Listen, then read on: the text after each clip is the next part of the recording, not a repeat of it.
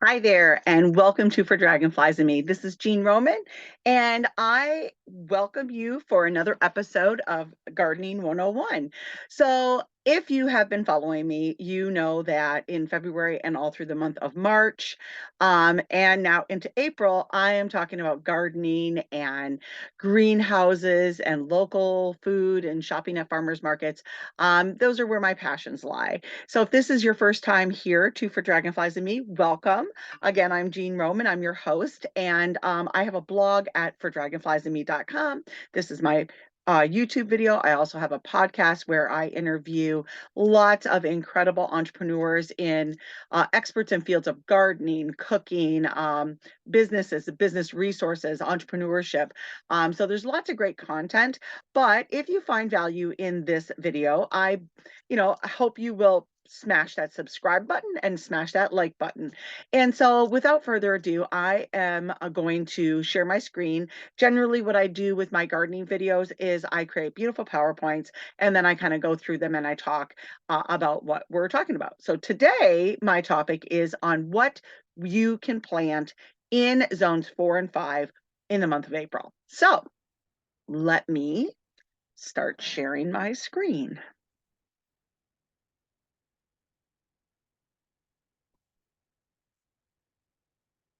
There we go, friends. Thanks again, and welcome to For Dragonflies and Me, tips and tricks for the home and garden.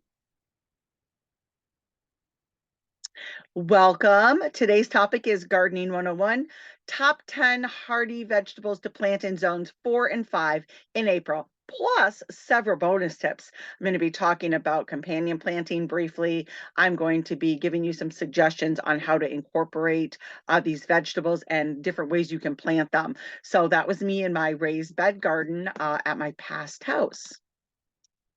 So, if you are a follower here at For Dragonflies and Me, at my blog, my podcast, pretty much all of my platforms, I love to start with a quote related to either gardening or cooking. I also do all my cooking videos here, and so if you haven't seen any of those, please be sure to subscribe, check them out. I do some with my son Aaron, and they're a lot of fun. But when I was looking for a quote to go along with this episode, this one really resonated with me. So many of them do, but for today's topic, this one really did. So, this quote is from David Hobson. I grow plants for many reasons: to please my eye, or to please my soul, to challenge the elements, or to challenge my patience, for novelty, or for nostalgia, but mostly for the joy in seeing them grow. And if you're a gardener, you know exactly what this is representing and how it will make you feel. But spring is finally here. And if you're a newbie or an avid gardener, you're probably itching to get your hands in the dirt. I know I am. Right now, I'm working on creating my new raised bed garden. And so I don't really have anywhere to plant anything. So I am trying to do some things in containers, which I show everybody on my Instagram and my Facebook platform. So be sure to follow me there as well. But of course, many of you know I started several of my seeds indoors in the early part of March, middle of March, March 13th, actually. And now it's time to start planting outdoors. And like I just said, I'm not quite ready for that. My kids are coming over for Mother's Day weekend, and that's when we're going to be doing the bulk of the gardening. But that doesn't mean you guys can't start gardening. So if you live in zones 4 or 5, like I do here in Michigan, we have harsh winters and the growing season is relatively short. Not terrible as in some places, but you may be wondering what vegetables you can grow, what cold hardy vegetables you can grow that will survive, a light frost or even a heavy frost, and grow in cold temperatures. So thankfully, there are plenty of cold hardy veggies you can grow. And in today's blog post and my YouTube episode here, I'm going to discuss my top 10 cold hardy vegetables to plant in zones 4 and 5 this April. So, right now, friends, from beautiful heirloom lettuces and leafy greens to root vegetables, I got you covered. Not only will these vegetables survive the cold weather, but they'll also thrive and produce delicious, nutrient rich crops for you and your family to enjoy. So, grab your gardening gloves and let's get started. So, but one thing I'm going to want to do just before we get started, let's get a better understanding of what the USDA describes as these zones, because some of you may be newbie gardeners here and thinking, what is she talking about? Zones 4 and 5. What zone am I in? So if you don't know what zone you are, you can go just Google your zip code and say, what USDA hardiness zone am I in zip code blah blah blah, or city and state, and it will pop right up, and then you will be able to get a better understanding of what you can grow. If you live in a warm climate, you can pretty much grow year round. If you've been following me for any length of time, you know I'm always talking about when Dave and I retire in about 6 years, and we are heading down south, friends. We're looking most our number one pick right now is Savannah, Georgia. So are you from Savannah, Georgia? If you are, say hi in the comments, and let me know how you love it there or don't love it. But we love it in that area. So that's kind of the general area we're going to go in. But before we dive into those top 10 hardy vegetables to plant in zones 4 and 5, I think it's really important that you understand again what these zones are and how they affect your gardening. So, the U.S. Department of Agriculture, the USDA, has developed a plant hardiness zone map that divides North America into 13 zones based on the average annual minimum temperature. So, obviously, zone 1 is the coldest. So, like if you're living in Alaska or someplace like that, you're zone 1. You get very little growing, and you need some extended growing season, things like hoop houses or cold frames. But with an average minimum temperature of -60, oh my gosh, while zone 13 is the warmest. So if you're in the Amazon forest, that's where you are, with an average minimum temperature of 60 degrees. Probably not the Amazon. Probably here in the US, you'd be like California, Arizona, Texas. So you're probably zone 13. But zones 4 and 5 are considered cold climates with an average minimum temperature ranging from -30. Oh my gosh, this is why I'm leaving, friends, to -10 for zone 4 and -20 to -10 for zones 5. I'm actually zone 5.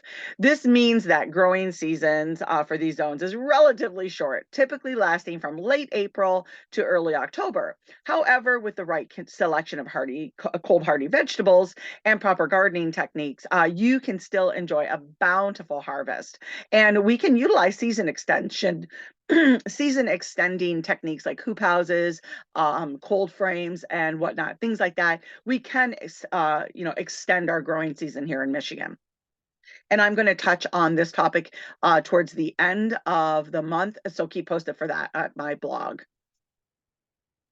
So, who just loves their little seedlings? And so next year, I will definitely be able to have more because my raised bed garden will be up and running.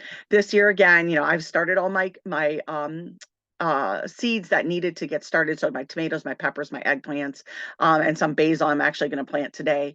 So I'm a little late on it, but it's totally fine.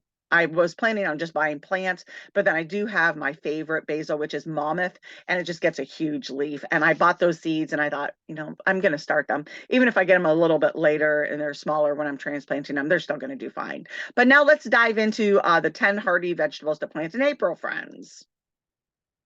Kale. Who doesn't love kale, really? I mean, it's got such a nutty flavor. And when you add it into a lettuce salad with some spinach, I mean, it's just delicious.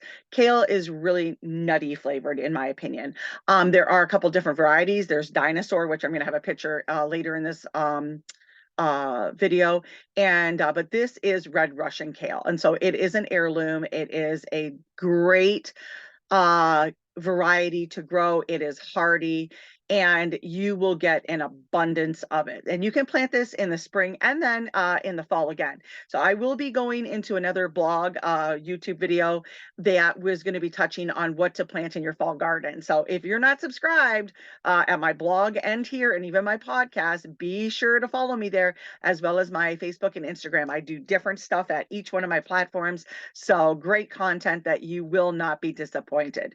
But short description of kale. This leafy green is one of the hardiest vegetables around.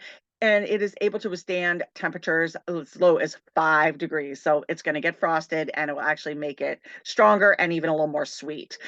Kale is a source of vitamins for A, C, and K, and it can be used in a variety of dishes from salad, smoothies, and soups. And so I'm going to include a lot of links to different posts, including some recipes, but I make a Tuscan soup with Italian sausage and it has kale in it and it is just delicious. You guys will love it. So, and spinach, another popular leafy green. It's also very hardy and can survive temperatures as low as 5, just like the kale. Obviously, high in iron and other nutrients, making it a great addition to anybody's diet. I make an Italian wedding soup that has spinach in it, and that is just delicious as well. And I also love to add spinach instead of lettuce into a lot of my wraps. So that is another option. And then, of course, adding it into your lettuce salads. Carrots. Um, Carrots are a wonderful root vegetable. They're hardy, they're delicious, and packed with nutrients. Carrots can get the temperature can get as down as low as 20 degrees, and it can be harvested in the fall. So, if you have been following me and my seeds, you all know that I am an heirloom, fanatic. I am an advocate. I love heirlooms because I am very adamant about saving my own seeds. I don't want to be um dependent upon seed companies and whatnot to grow my own food. And so carrots, I love. There is a French heirloom. It's a Parisian heirloom. It's a tiny little round one. I actually got a picture coming up in a upcoming slide that I'll show you. But I love purple and red, cosmic purple, lunar white, and yellow and red carrots. They're all beautiful. And so there are many varieties of carrots other than orange, and you will not be disappointed. So I cannot wait to plant my carrots and show you guys everything I harvest this year. So let's move on. Beets. Again, my favorite beet is Chioggia. I do have a blog and a video here at YouTube that talks about my favorite vegetables and all my heirlooms. So Chioggia beet is my favorite. This is Detroit dark red. So that is the most common beet that if you want to just pick up some beets in a grocery store. There's also golden beet. There's so many different varieties. Chioggia is a black or a red and white bullseye. I think I have a picture of that coming up in a future slide too. But again, it's another root storage crop. And just like carrots, it can get as cold as 20 degrees. So it can tolerate a frost on the leaves because the vegetable is actually in the ground. And so the ground is obviously a little bit warmer. And I'm going to give you some tips in upcoming slides here on how to, give your soil a little bit more warmth. So beets are high in fiber, potassium. They can be roasted, boiled, or pickled for a tasty side dish. I make a really good root vegetable with a balsamic vinegar, and beets are incorporated. Beet greens. People do not realize, add your beet greens to your salads, not the stems, just the leaves, and it's delicious and so good for you and high in iron as well. I'm Canadian, so that you're hearing that, I'm sure. But who doesn't want a radish in their salad? They are tasty just to eat fresh with a little bit of salt on them. And my kitty cat, Stormy, she is just here trying so hard to get up on my lap. Most of you know Frank from Frankie Fridays on my the Facebook page, and if you're following him now on his own TikTok page, because he has more followers than me almost, Frank the Pug Love, LUV. So he's great. But this is Stormy Girl, and she just loves to join me. But let's move on. Radishes. Again, my favorite is French breakfast. It is actually, if you look in the picture, it's the long one, pink at the top and the white tip. That's a French breakfast. So again, radishes come in a multitude of colors and shapes and sizes and spiciness. And they're beautiful and they're so easy to grow. They're an extremely short day crop. I think you can get some radishes that will be ready to harvest in like 40 to 45 days. So great addition to your spring garden. And they can get, they're again a root vegetable, and they can get down as cold as 25 degrees. Toss them in your salads, eat them raw, throw them in your soups and your stir fries. Super good. And broccoli. Did you know broccoli was a cold weather crop? You can actually plant broccoli two times. You can do what is called succession planting. And so you can, and that of course will be another blog. But broccoli can be planted in both the spring as well as the fall. And once you harvest the main head of your broccoli, you can actually don't pull the plant out because it will send off a bunch of side shoots, so like flowerets and broccoli flowerets that are great to toss in a stir fry or just steam or and put steam and put in the freezer for winter use. So broccoli is a great summer or spring and fall crop. And again, it can get down to as low as 25 degrees. Roast it, steam it, stir fry it, add it to, anything. I like to toss it together with cauliflower as well. So broccoli is another great addition to your spring garden and fall. Cabbage. This is late flat Dutch, an incredible heirloom. If you love sauerkraut, this is the seed you want to grow. It's still not too late to plant, order seeds. You can still do that right now for your spring crops as well as your late summer or I'm sorry, late spring crops. But these are my three boys. This is Ryan in the to the left, Aaron, my baby in the middle, and Evan, my giant of a baby now. He's 15, 6'2", almost 6'3", 280, and he's a lineman. Ryan, the oldest boy there, he is now my Marine, and he's out in California. And then Aaron is the center boy. He's the one that you'll see me on my cooking videos with. And so Evan and Aaron are still the ones at home, and they help me in the garden. If you were just watching us construct my new greenhouse, Evan and Aaron were helping Dave do that. So I've always incorporated my children in the garden, and I'm going to be doing some blogs on that as well. And one thing I'm a huge advocate about is incorporating school gardens. That is something I really want to start getting more involved with now that I have been retired and resigned from a day job and focusing on my own business. So cabbage is a cool season crop. However, it is a long day crop. There are shorter days. Late flat Dutch, with those shown in the pictures here, is definitely a longer day. You harvest this later in the fall, but there are some other smaller heads that you can grow that you can harvest a little bit earlier. But late flat Dutch is great for sauerkraut and coleslaws as well. And so great with vitamin C and another great addition to get started in your garden. Yep, there we go. Lettuces. All of you know I love lettuces. I used to have my farm, I focused primarily on salad crops, so tomatoes, radishes, lettuces. I grew probably close to 50 to 60 different varieties of lettuces. And again, I utilized succession planting. So I would, I would start my seedlings in the greenhouse to get the first kickoff of lettuce and then start sowing seeds and then plant more seedlings. So you can plant lettuce year round. And if you watched my video on my top 10 favorite annual vegetables, I also gave you my top favorite ones. And so Jericho is the lettuce that I plant in the summer. And like the name suggests, it was bred in the country Jericho.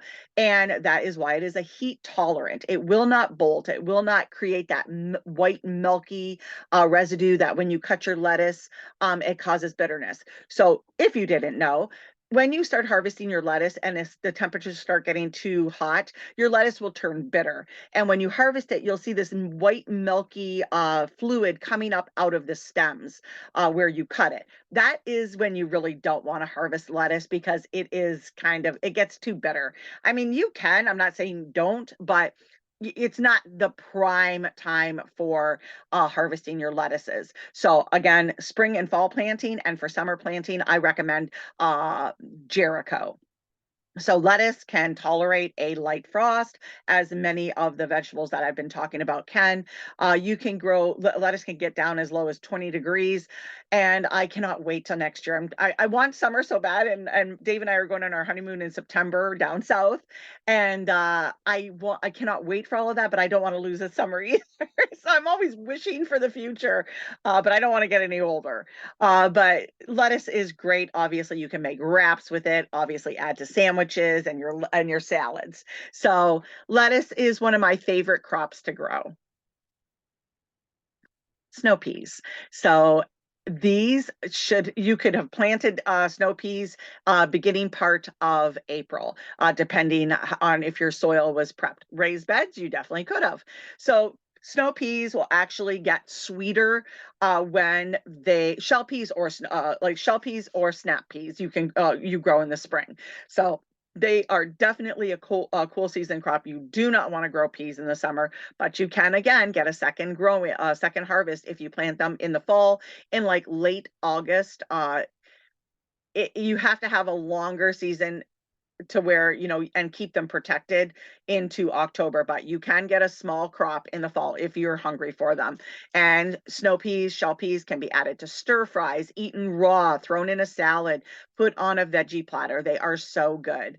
There's a story I often tell when I was a vendor at the Lapeer Farmers Market, and I had this lady that would bring her grandson all the time, and it was spring, and we had cartons of shell peas, snow peas. And she was so excited to show her grandson. And he was just adamant that these were not peas because peas are round and green and they come in a can or a bag. And she and I looked at each other and we were just like, I could tell her heartbrokenness, and I was heartbroken too. And at that moment is when I decided I am going to educate, not just sell. I am going to help people understand where their food comes from. And that is one of the topics that I'm going to be talking about in the month of May is food anonymity. People need to know where their food comes from, and especially children who are incorporated into their gardens and school gardens will they'll choose to eat healthier, but that's another topic I could go into for hours. But let's get moving along. Onions. So onions are a great addition to every spring garden. You can start seeds indoors early, or you can buy little onion sets. If you go to any greenhouse supply store, any big box store, they're going to have little bags of red, white, or yellow onions, and you can start those in the ground right now. So onions can get down to as low as 0, especially if you mulch your beds. Again, coming up on that. But they're a great source of vitamin C. You don't. I'm going to talk a little bit about companion planting, and you definitely don't want to plant any legume crop. So peas and beans. So if you are planting peas and onions in your spring garden, do not plant them in the same raised bed. And if you plant them in containers, don't plant them in the same container. If you have a big garden, a tillable garden, plant them in separate areas because onions release a chemical into the ground that actually hinders the development of your legume crops. So onions are great with tomatoes and other crops that we'll talk about. But I have a whole blog on companion planting. So onions are great and easy to plant. Stick them in. One little tip on planting an onion: if you have your little onion set, is what they're called, plant them to where the top round part of the onion is still sticking up out of the ground. You'll get a bigger bulb. If you plant that bulb all the way in, you're going to get more of a scallion, which is fine too. Do both. And many people don't realize they can do that with their red, yellow, and white onions. They don't have to just grow scallions with red, or I'm sorry, white. Red scallions are delicious tossed into anything. So there are my 10 top.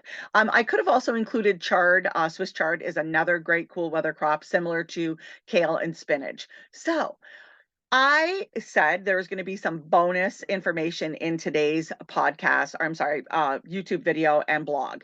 So here it is, friends. There's actually going to be a couple areas. Right now, I'm going to go very briefly into companion planting for hardy vegetables. So for those of you who follow me, I believe and practice prolifically companion planting. Companion planting is simply the practice of planting 2 or more crops together that benefit each other in some way. And you can actually see my blog on this topic at the link provided in the description below. When you utilize companion planting, some plants can help repel pests or attract pollinators. So if you plant marigolds, it's going to deter spider mites and aphids in your garden. So you always want to utilize marigolds in your garden. They also attract pollinators. pollinators, so honeybees, and those are bees that you want in your garden, while others can help improve soil health and provide shade. Here are some companion planting ideas for your hardy vegetables listed above. So, kale and spinach go great together. These leafy greens can be planted together to maximize space and provide shade for each other. They also attract beneficial insects like ladybugs and lacewings, which can help control pests. Carrots and onions. Remember when I said onions don't go with legume crops? Well, carrots and onions go great together as well as with tomatoes. So, if you're planting these things early in raised beds, consider your space. And I did do a blog on garden planning to where you draw out your garden prior to doing the planting, and these are some considerations that you want to take into. So if you have your raised bed that you're going to be planting your tomatoes in, make sure you plant the perimeter right up against, well, not right up against, but about an inch to 2 inches away from the boards or the the raised bed container itself, and then plant a row of carrots alongside that, right around the entire perimeter. So you'll have the square or circle, whatever it is. Make sure you leave the center area open for your tomato plants. Then you're getting ahead of the game. So carrots and onions are a classic companion planting combination as they help repel pests like carrot flies and onion magnets. So they also have different root depths, which help improve your soil health. Because if you pay attention to any of my raised bed gardening, one of the benefits with raised bed gardening is you're not stepping it and compacting the soil, hindering worms from being able to wiggle around and aerate your soil, which helps plant growth because then the roots have a better area. They're not fighting in compacted soil. So many benefits. But beets and peas. Beets and peas can be planted together to maximize, again, your space and provide shade for each other. They also have different nutrient needs, which help improve your soil health. And then radishes and lettuce, of course, salad crops, right? They can be planted together to maximize space and provide shade for each other as well. And they also attract beneficial insects like hoverflies and parasite wasps, which can help control pests. So, and they are both short season crops as well. So when you're again utilizing raised beds for gardening, you want to think about succession planting. And it's like, okay, so when I harvest these radishes, what can I plant again? Generally, radishes are planted again spring and fall. They are not they do not like the heat. They will bolt. You'll get a big green leaf above and then nothing in the ground. You won't get a radish. So it's very sad and it's a waste of space, and becomes very frustrating when those things happen. So broccoli and cabbage are both members of the brassica family and can be planted together to maximize space and provide shade for each other. They also attract beneficial insects like bees and butterflies, which help with pollination. So Tim Travis, owner of Goldner Walsh Garden and Home, we just did our spring garden talks about pollinator gardens and natural habitats. And we talked about this, incorporating different flowers, but it's also your vegetable gardens. So your flower gardens and your vegetable gardens both act as incredible pollinator opportunities for the beneficial insects and birds and other animals that you want to come to your garden.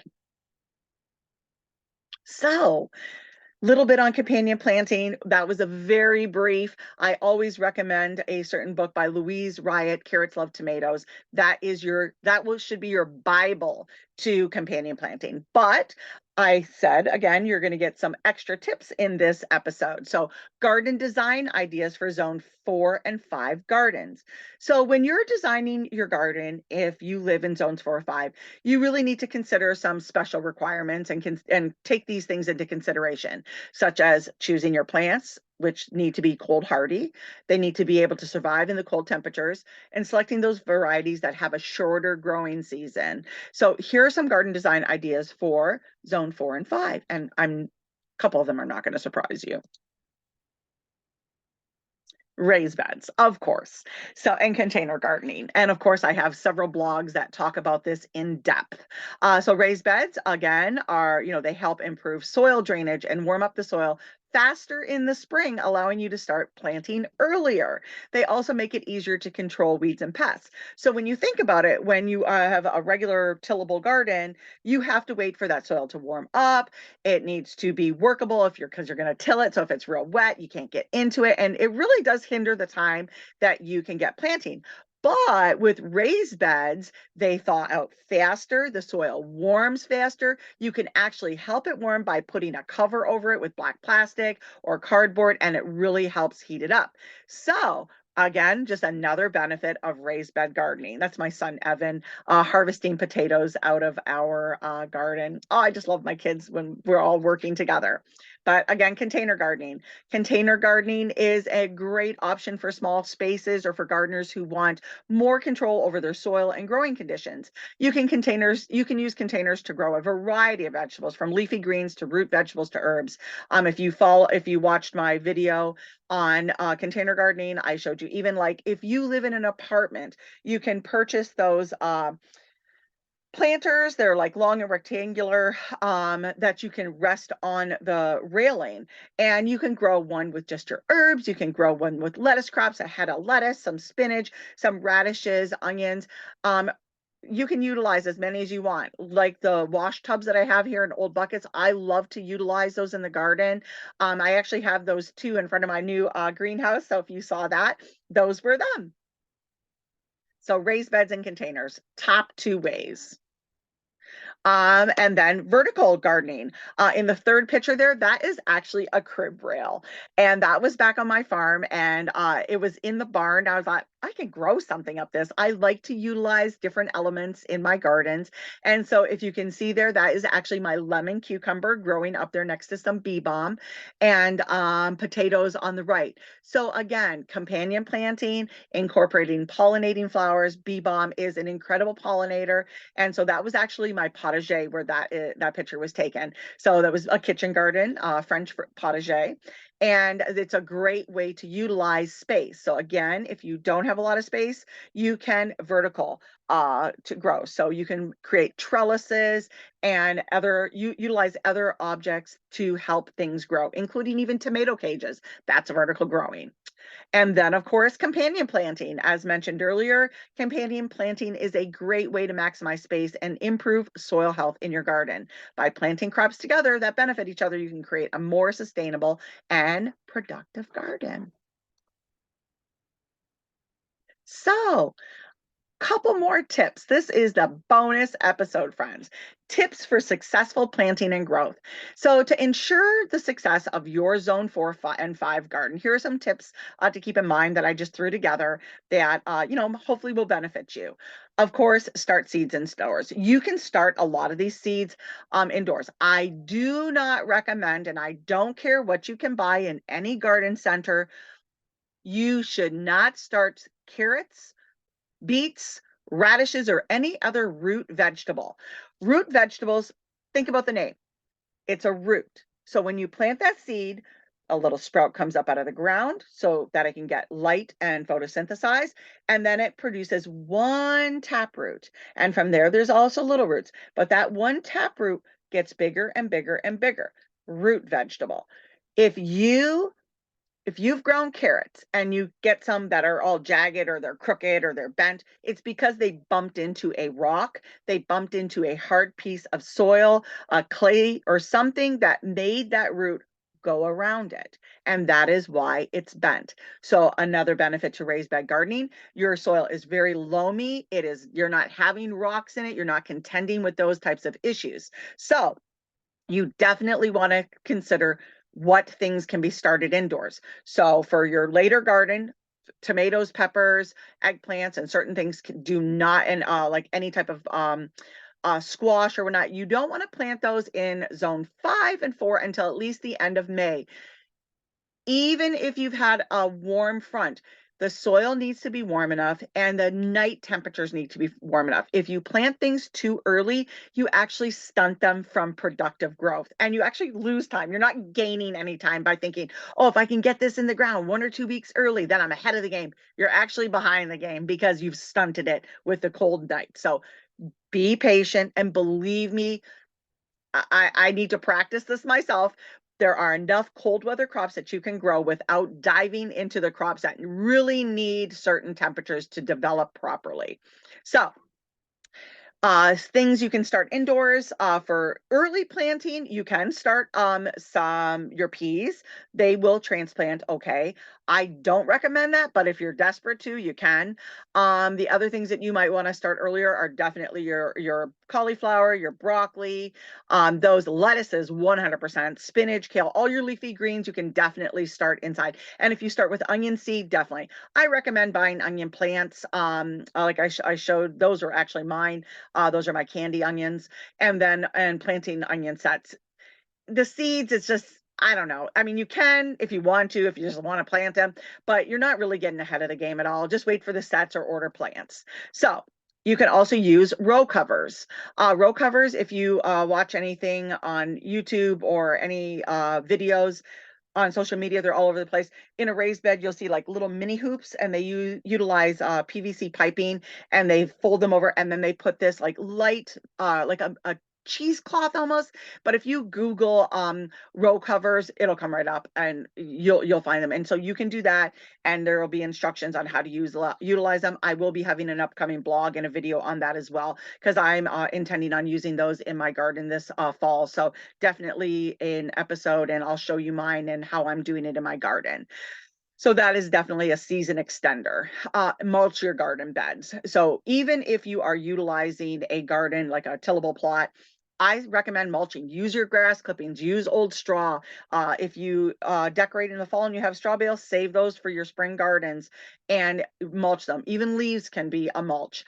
So raised beds, if you've watched me at all, you've always seen me use grass clippings, and it makes a beautiful bed. It almost becomes like a fiber. It's all like knit together, and no weed is getting through it. Believe me, no weed is getting through it. Holds the heat in, holds the moisture in, and it is the best mulch in my opinion for raised beds. And when I say mulching your gardens, I'm not talking the wood chip mulch that you use in your flower beds. Don't use that. I mean, you can if you have extra, but I would not use wood chips and whatnot, because it doesn't break down fast enough, where grass and straw and leaves, those are going to biodegrade into your raised beds and add nutrients into them. Water regularly. When you mulch it, your garden, your raised beds and your containers and your garden is going to hold that moisture better. So you definitely want to water your gardens, even in the cooler zones of 4 and 5. Your plants still need regular watering to thrive. So water deeply and frequently, especially during dry spells. Don't overwater, especially tomatoes. Harvest regularly to encourage continued growth with your vegetables and with your herbs. You want to make sure you're harvesting your vegetables regularly. Once your vegetables get to a point where they start producing their seed and it develops, so for seed saving, that's different, another blog coming up. You want to not harvest that perfect fruit. But when you leave fruit on the vine, it's telling the plant, okay, time to start developing seeds. We don't need to make any more fruit because we've got enough fruit that we need to make seed.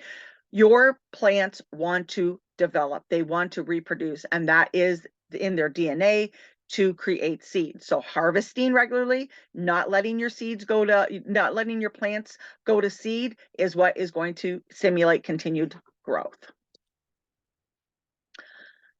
So to wrap things up, gardening in zones 4 and 5 requires some extra effort and planning. But with the right selection of hardy vegetables and proper gardening techniques, you can still enjoy a bountiful harvest. By choosing vegetables like kale, spinach, carrots, beets, and radishes, and using companion planting and garden design techniques, you can create a productive and sustainable garden that will provide you with fresh, nutrient-rich produce all season long.